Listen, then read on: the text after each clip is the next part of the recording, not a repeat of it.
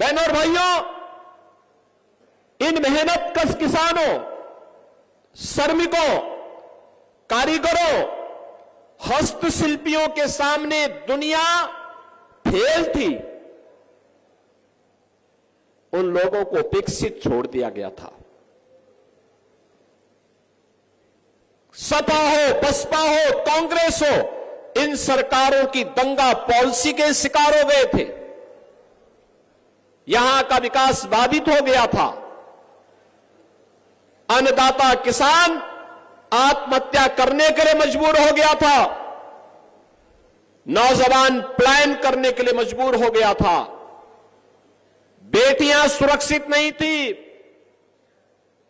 व्यापारी सुरक्षित नहीं था,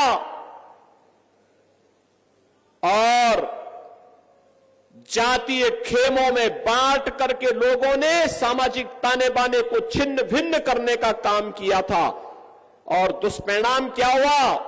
कभी देश गुलाम हुआ, कभी हमारे ऐतिहासिक पृष्ठभूमि से जुड़े हुए आस्था के केंद्र तोड़े गए, कभी कावड़ यात्रा पे रोक लगाई गई, कभी सिख विरोधी दंगे होते हैं।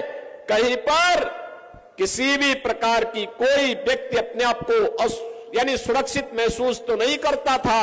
और जिस सहारनपुर में असीम संभावना थी, प्रकृति और परमात्मा की सीम कृपा थी कि वह शिक्षा के केंद्र के रूप में काशी की तर्ज पर विकसित हो, उसको मजहबी उन्माद और फतवों का शहर बना करके रख दिया गया। यह है देश के खिलाफ साजिश करने वालों की करतूत। ये लोग किस प्रकार की करतूत करते थे? जिसमें संभावना थी अन्नदाता किसानों को के माध्यम से देश को दुनिया की एक ताकत बनाने की। जिन हस्तशिल्पी और कारीगरों में ताकत थी कि दुनिया का सबसे अच्छा कारीगरी दिखा करके वे भारत का नाम दुनिया के सामने करें।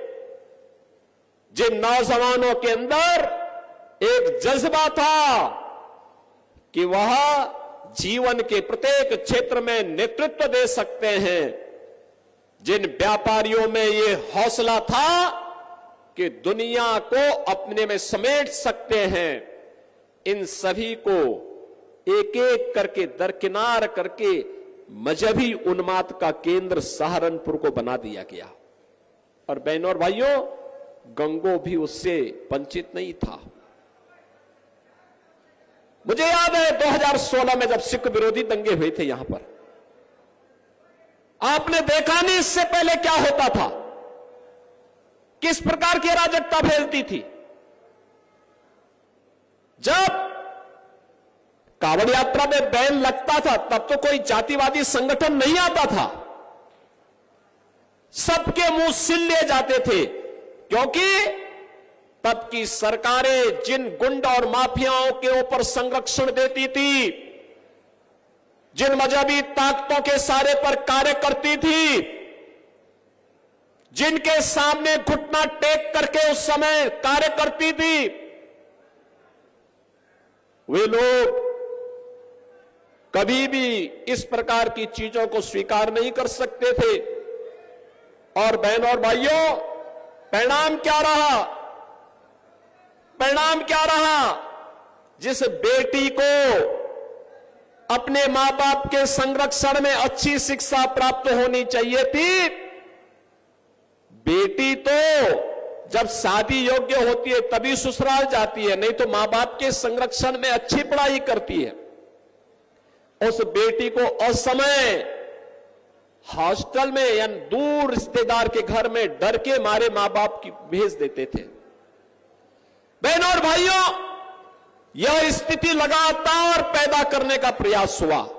व्यापारी भी असुरक्षित था, व्यापार नहीं कर पाता था, पलायन करता था, किसान को उसकी उपज का दाम नहीं मिलता था, अराजकता का तांडव था। जब कुछ नहीं हो पाया इन लोगों से विकास का कार्य, पहले से बंद चल रही चीनी मिलों को ही बंद करके बेचना प्रारंभ कर दिया।